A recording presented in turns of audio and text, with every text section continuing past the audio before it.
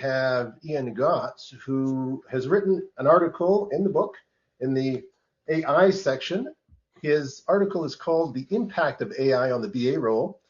And Ian Gotts' article really explores how AI is reshaping, but not necessarily replacing the BA role. And he argues that while AI can accelerate analysis and automate tasks, it also increases the need for critical thinking, ethical responsibility, and human judgment. So thank you for showing up with us today, Ian. Thanks for the invite. Appreciate it. Just a quick question to you. What BA tasks do you think that AI will change the fastest? I think the annotation and analysis of the discovery data that we collect and starts to draw out patterns that we maybe couldn't have done. I'll give you an example. I'm involved in an analyst project now. We're doing a bunch of discovery interviews with people. I'm not taking notes. The note taker is taking notes. I can focus my energy on asking the right questions. But what I've now got is I've got this rich body of notes. We've done a ton of these interviews. We've now got some quite complex prompts that we're putting against it, and we can draw out some trends that we probably wouldn't have picked on. The other thing is you go, actually, there's a different angle there we've not thought of. Change the prompt, and it will go through all those interviews.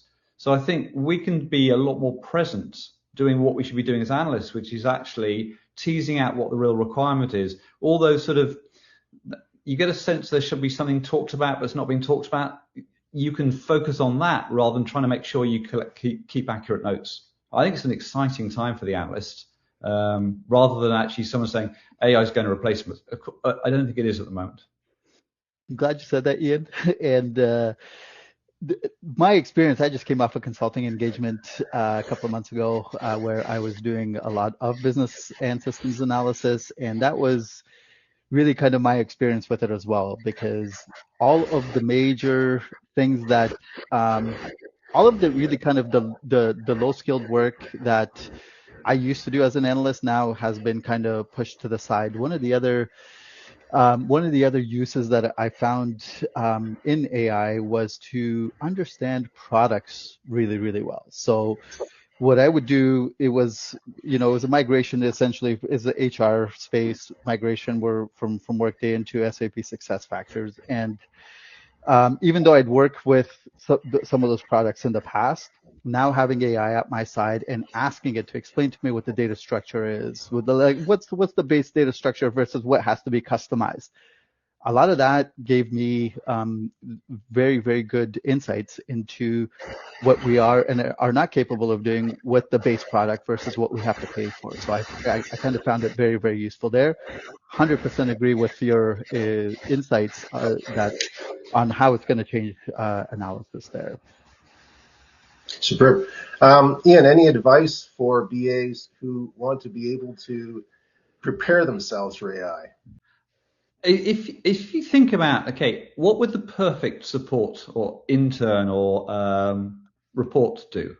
Okay, all that work you go, oh, I wish I had someone who would be amazing at doing that. And then start thinking about how you would instruct that person to do them, because that's how you construct the prompts. So the question back to, I've got all this I've got these discovery notes.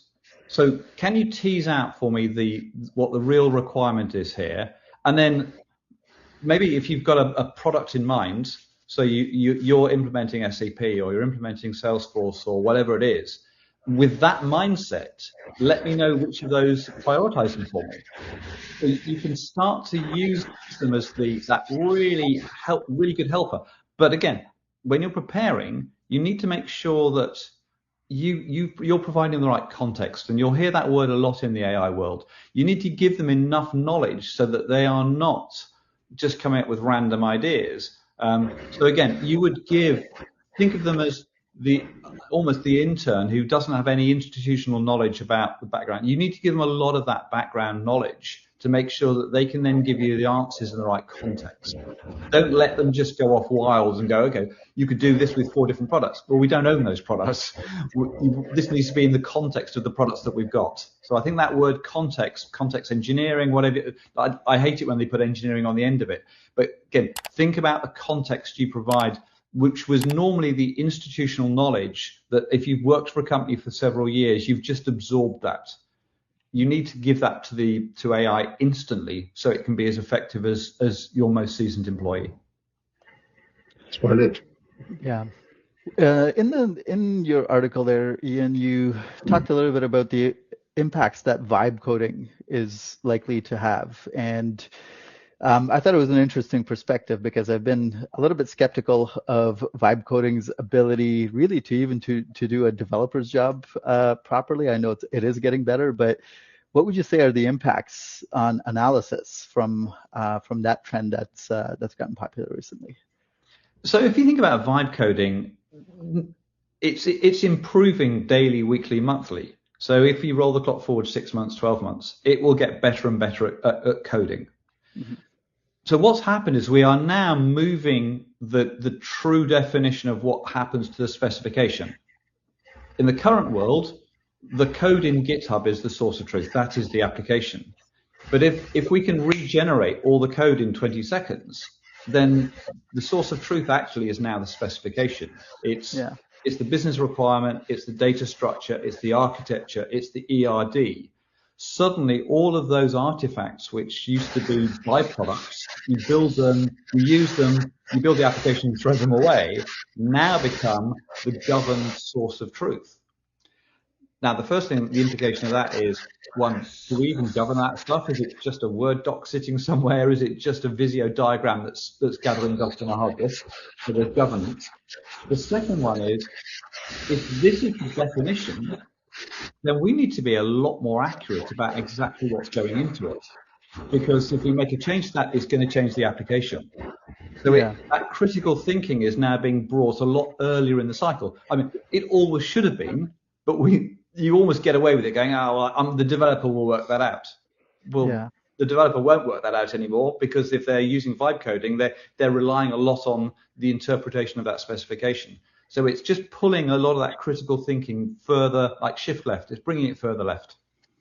So in that sense, I mean, you might recall, if we think back maybe about 20 years or so, where the OMG had this model-driven architecture framework that they had intended to be able to do this, but that's fallen far, far short of what had been anticipated or what had been promised essentially out of all of those. And so things like BPMN, a lot of the UML standards that they had come out with, IBM had that whole rational rows period where they were really trying to go straight from models into code. So in your perspective, do you believe that we're finally at the point where that can become a reality and will become a reality then? I think it is. I think I wrote an article a while ago, which is actually, we are at that point, except now, instead of having some complex structure that only the person who wrote it understands, it's now described in business language, which the stakeholders can go, no, that's not what I meant. Let's not do that. You still need diagrams. I'm not suggesting that we throw away diagrams, because picture paints 1,000 words. It's far better. But the input to vibe coding, the input to any analysis is it's a specification. It's words about what the objectives are. It's key metrics. It's the KPIs. But it could also be the process diagram described in simpler terms than the complex BPMN diagram. It is an ERD, but an ERD which could be described to a business user. So therefore, I think we're not forcing us to talk in the way that a computer talks. It's the other way around. We've now got to a point where the silicon carbon divide is actually being crossed. The computer is listening to the way we talk rather than us having to talk to the way the computer talked. And I think that's been the massive pivotal impact of AI. Super. I'm curious too, because I know you're founder of Elements.cloud, and Elements.cloud is uniquely tied to Salesforce. How have you implemented AI in Elements.cloud, or has it been done yet? Oh, well, the first thing is, if we think about the operation of the company, there are agents in every area of the business. We've been very early to go, okay, well, every part of the organization has said, if I had an intern, what they do, and therefore could an agent do that? So rather than a product perspective, but just from an operational perspective, we've used AI wherever we can. Inside the product, it's quite interesting. We've moved from a world of going, we need to build all these functions and build all these reports, to going, no, we can now put AI on top of a huge set of valuable data. How do people need to access it? So suddenly putting agents on top of the content we've got sitting inside elements, but also how do we take external content? So an example would be, give me that call transcript, and we'll draw a process diagram for you, or we'll draw an ERD. Give me all the metadata from Salesforce, and I'll draw a process diagram that explains how it works. Now that's not all AI, but AI is a massive contributor to that because it's doing a lot of the heavy lifting. The ability to just ask a question and go, tell me what the implication of making a change to the system is, because I understand all the metadata. So if you've got data, people are worried about applications are going, but if anybody can vibe code the application, am I dead? The answer is yes, if you've got a very simple application. But the moat for many organizations for many software platforms is, we actually analyze, and we've actually got complex data. That's the valuable part. Not which screens have you got, but actually all the logic behind that actually goes, we've now done all the analysis and created the content in this format. That's the valuable part of it. If you've got a simple app, I think the days of, I've been writing some articles about that, people said that SaaS is dead.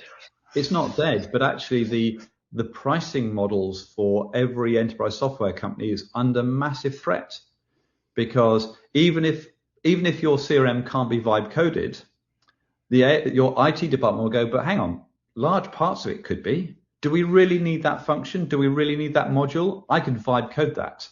Whether that's true or not at the moment, it's putting downward pressure on the price that people are prepared to pay for software licenses. So yeah, it's a fascinating time. It is the perfect time to be a BA, to be in the business analysis world. Critical thinking is never going to be in short supply. Superb. Agreed. Yeah. Appreciate the conversation, Ian. Thank you so much. It's fascinating to be part of the BA community in this new world we're working into. Superb. Have yourself a great day, and thank you. Thank you very much. Bye-bye.